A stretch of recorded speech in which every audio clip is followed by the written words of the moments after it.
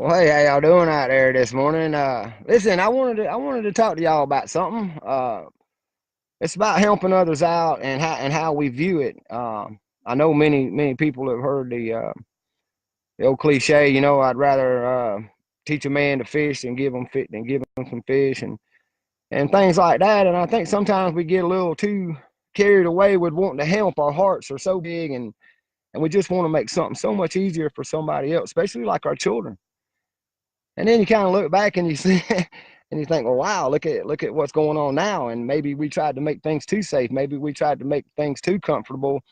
Maybe our desire to help our brother or even help our planet kind of got twisted by evil corporate greed or whatever, just greedy men or evil men. So here we are. We made some things worse by helping. And I kind of want to give y'all a little story, because I know people seen like videos on YouTube and stuff where the people had found this baby squirrel and they took care of it and they go and they put it on a tree and they're going to let do the free willy with the squirrel, and the cat jumps up there and grabs the squirrel. We live in a very beautiful, wonderful, horrible, powerful, and glorious planet. It's amazing, the life cycle and how really truly maybe unfriendly to some it may be. I don't know, but to me it's a beautiful thing. A lot of it is survival of the fittest, the strongest of the breed, some things like that. And then some things like us, conscious beings, we can think through things and we can try to help things. And this is my whole point. As conscious beings of spiritual people that we are, we do want to help. But in that helping moment, are you really helping yourself, or are you hurting another person? Are you an enabler? Are you a codependent? Or cause I want to tell y'all a little story about something. Y'all want a little story? Let me tell y'all a little story. I lived out there in Brunswick, Georgia for a while. And as y'all very well know, before I get started, I am a extremist naturalist. Well, actually, I'm just a naturalist, and I live in an extreme world. I believe things happen for reasons. I believe there's some things you can't stop. You can't stop a tree falling in the woods. Can't stop the sun shining, even if you spray the skies. Come on, there's some natural things that we should just enjoy, coexist with, and take care of. And one of those is our animal life and our animal kingdom. So when I was living down there in Brunswick, Georgia, right next door is Jekyll Island, right across the bridge. And everybody knows Jekyll Island, Georgia, and they have this wonderful group of people there, and they take care of the sea turtles. They take the little eggs out, and they made the island a national park where they're protected, and um, they get the little eggs and they dig them out of the beach and they take them to incubators and they raise all these little baby sea turtles and they go out to the beach. And this going out to the beach to release them is the one thing I wanted to point out. Um, I had some people that were new with this and they were big time environmentalists. They were like, save the whale, save the seal. And I'm like, hey, save the water. Like the old Australian man told me, I see the bigger picture of what we need to save. With no water, there would be none of those animals is what I'm getting at, and creatures. And but it was a group of these kind of people, and they were just really living it up and all happy and just ready because they were fixing to release their sea turtles that they had saved. They had saved these eggs from the seagulls and the crabs and all the things that were going to eat these little eggs, and they got names for some of these little turtles, and they're ready to go release them to the wild. Well, I was invited because they said, "Well, Bill, you're always talking about natural law. We're going to show you some natural law." And I said, "All right, brothers, let's go." So I went with them because I'm smiling a little bit because I knew exactly what was going to happen. I've already seen it before. So we get down there and the sun's just starting to rise up over the Atlantic. And by the way, y'all, the Georgia Islands, all that, the East Coast of America, it's just beautiful to watch the sunrise. They call themselves the first coast, and so there you go. It's just beautiful. But here's the sun coming up, beautiful sunrise, and all these people are happy, and they got their little things out there. And just about the time the sun starts to crest, and you can actually see and the beach a little bit better. They open up their things, and there go the little turtles, man, and they're free willing, and they're just getting down the beach, and they're running to that surf. And here come a little flock of gulls. So the people are running out, and they're get away from here, seagulls. And they wasn't gonna let the gulls get their little babies and all their little name things. I'm just sitting there watching, and I'm thinking this is gonna be so sad for these people. And sure enough, all those little sea turtles hit that beach. They hit that surf. They start swimming in and swimming in.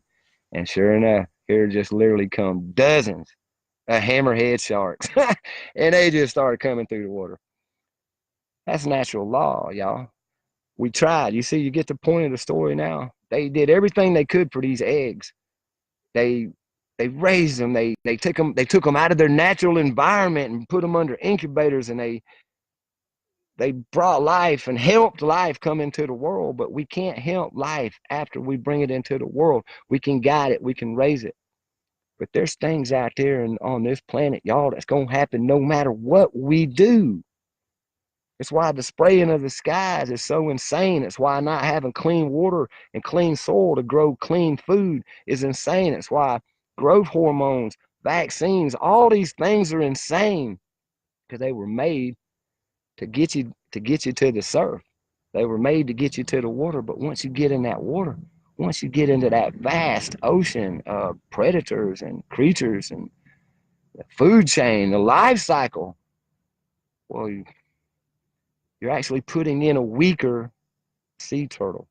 You see what I'm getting at? Because if that sea turtle had to scrump and scrounge to get out of that ground and dig its way and make it all the way back to that surf, I'm sure somewhere in between doing its natural part of its life, it may or may not have survived. I'm like I said, I'm a realist and a naturalist, but I bet it would have had a better chance than just releasing literally hundreds, if not thousands, in at one time. It's like ringing a dinner bell in the waters around the Georgia islands, because it's just loaded with hammerhead sharks. They spawn there, and this is their natural food.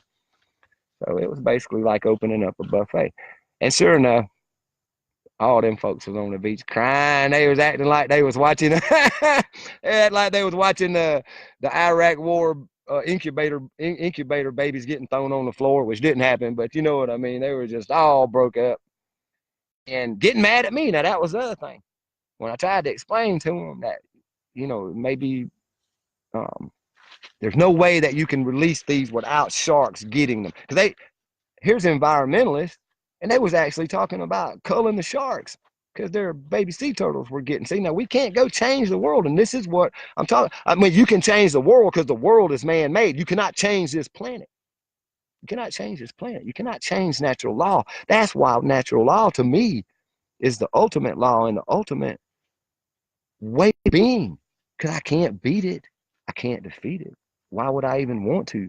You were born on this planet, but you were taught a certain way. You were not taught the ways of this planet. You wasn't taught to be to coexist with it. You wasn't taught that anything you manipulate as a man is going to have repercussions and the ripple effect in the pond of this planet.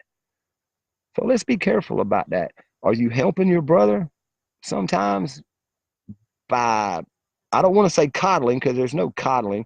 I think sometimes we can. Now look, don't get me wrong.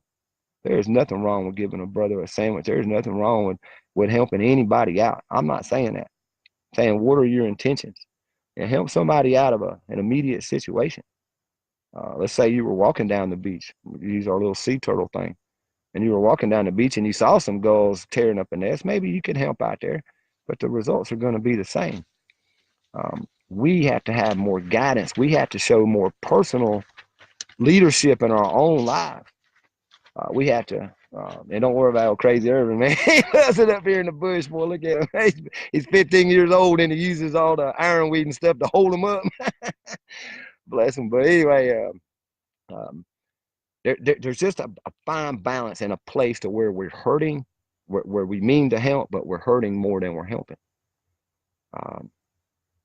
We need more stronger people to stand up and to lead by example. We need more hands that are willing to pull up and then pull them in to something different, a different thought process, y'all. We just need a different thought process. This over-consuming lifestyle that we've chosen to believe in because it's all you've been shown. So there's no shame in that, but it's got to come to an end sometime, because look what we're doing. And even the ones that were helped, we're just sending literally thousands. In our case, as human beings, we are sending millions of lives into an ocean of hammerhead sharks that aren't ready for it. And there's so many, it's going to be a big dinner bell ring for the sharks of the world. So think about that. Really help a brother. Show him some respect by showing self-respect. Show him some love by showing self-love, and show him some kindness by being real and real about things. Life's life, and it's beautiful if you want it to be, and it can be horrible. But like I said, the mind is everything. What you think, you become. So think about that. I love y'all. Peace, and don't live in fear.